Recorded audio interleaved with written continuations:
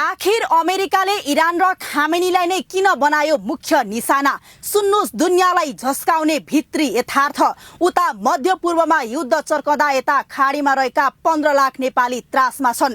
भोलि रातारात मास इभ्याकुएसन गर्नु परे सरकारले के गर्छ?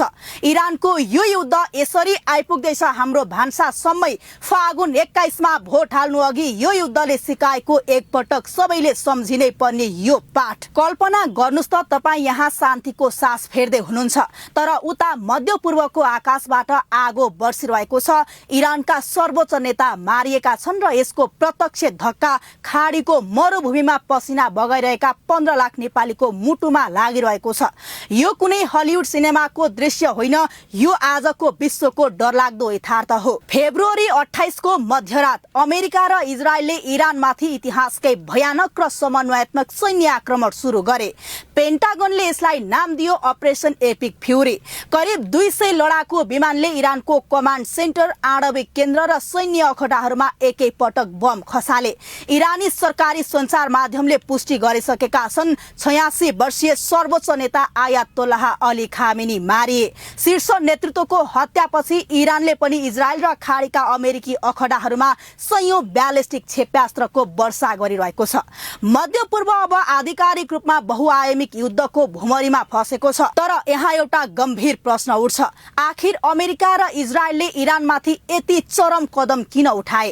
किन सिधै सर्वोच्च नेता खामेनीलाई निशाना बनाइयो? यो केवल एउटा सैन्य अखडा नष्ट गर्ने लडाई थिएन।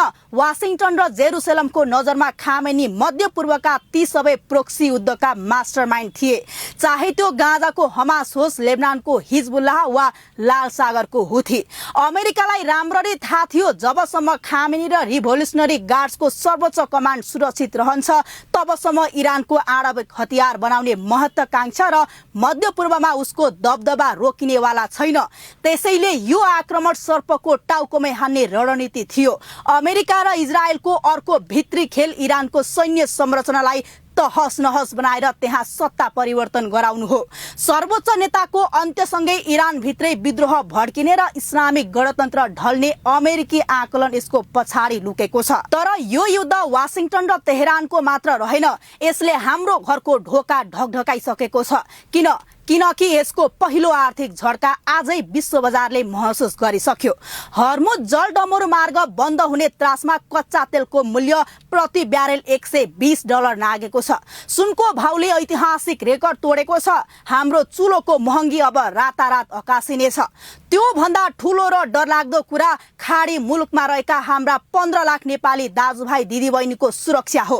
कतार, साउदी, युएई र बहराइनका अमेरिकी सैन्य अखडाहरू अहिले इरानको तारो बनेका छन्। तिनै अखडा र रणनीतिक पूर्वाधारको सुरक्षा र निर्माणमा खटिएका नेपालीहरू आज बङ्कर भित्र त्रासमा छन्। हवाई उडानहरू बन्द छन्। रेमिट्यान्सले धानेको हाम्रो देशको अर्थतन्त्रमा यो युद्धले गम्भीर मन्दी ल्याउने निश्चित छ। सरकारले दूतावासमा हेल्प डेस्क त खोलेको छ, संयमता अपनाउन कूटनीतिक वक्तव्य पनि निकालेको छ। तर भोलि लाखौं नागरिकलाई सुरक्षित स्वदेश फर्काउनु पर्ने मास इभ्याकुएसनको अवस्था आयो भने के हाम्रो राज्य संयन्त्रसँग त्यसको तयारी र ल्याकत छ? अब कुरा गरौं ती तथ्यहरूको जुन मिडियाको होहल्ला र प्रोपोगण्डामा दबिएका छन्।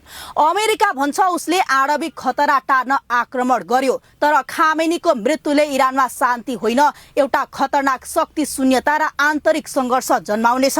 रिभोल्युसनरी गार्ड्स झन आक्रमक हुनेछ। यहाँ नभनिएको कुरा के हो भने शान्तिको ओकालत गर्ने विश्व शक्तिहरू नै आज हतियारको व्यापार र शक्ति प्रदर्शनमा रमाइरहेका छन्। अन्तर्राष्ट्रिय कानून र मानव अधिकारका कुरा केवल साना देशलाई तर्साउने हतियार मात्र भनेका छन्। ठूलालाई जे गरे पनि छुट्छ। यो विश्वव्यापी संकटले हामीलाई एउटा कठोर ऐना देखाएको छ। एकातिर सिङ्गो देश फागुन 21 गते हुन गइरहेको महासंग्रामको संघारमा छ। पूर्वदेखि लुम्बिनी, कर्णाली र सुदूरपश्चिमका गाउँ-गाउँसम्म चुनावको रनको ताती रहेको छ। पुराना दलदेखि नयाँ राजनीतिक शक्तिहरू भोट माग्दै दैलोमा पुगेका छन्। तर फागुन 21 गते मतपेटिकामा भोट खसाल्न लाइनमा उभिने तिनै आमा बुबाको हात आज खाडीमा रहेका आफ्ना सन्तानको सुरक्षा सम्झेर कामिरहेको छ। मध्यपूर्वमा बलेको आगो आज मरुभूमिमा छ, तर त्यसको रापले हाम्रो अर्थतन्त्र र भोलिको भविष्यलाई डढाइसकेको छ। फागुन 21 मा नयाँ नेतृत्व चुन्दै गर्दा अब हामीले आफैलाई एउटा गम्भीर प्रश्न सोध्ने बेला आएको छ। के हामी सधैँ अर्काको देशमा सस्तो श्रम बेचेर विश्वका युद्धहरूको बन्धक बनिरहने, कि आफ्नै माटोमा आत्मनिर्भर अर्थतन्त्रको जग बसाल्ने? छनौट हाम्रो हो, त्यसैले विवेक प्रयोग गर्दै परिवर्तनका पक्षमा भोट हालौं। आफ्नै जनतालाई खाडीमा बेचिन बाध्य बनाउनेहरूलाई ब्यालेट बक्सबाट बहिष्कार गरौं।